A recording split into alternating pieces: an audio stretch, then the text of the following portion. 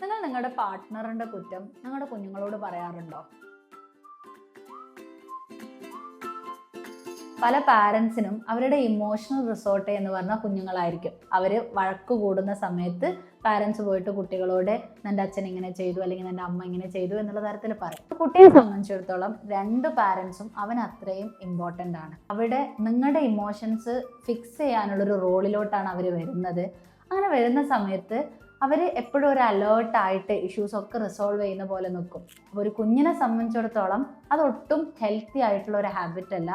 അവന് വേണ്ടത് ഈ ഇഷ്യൂസിന് പാരൻസ് ഹെൽപ്പ് ചെയ്യും എന്നുള്ളൊരു ബിലീഫാണ് വരേണ്ടത്.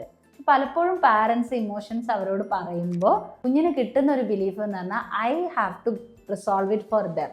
അപ്പോൾ കുഞ്ഞിനൊരിക്കലും ഒരു സെക്യൂർ ആയിട്ട് തോന്നണമെന്നില്ല. സോ പാർട്ട്നേഴ്സിൻ്റെ കുറ്റം കുഞ്ഞുങ്ങളോട് പറയുന്നത് ഒഴിവാക്കുന്നതും നന്നായിരിക്കും.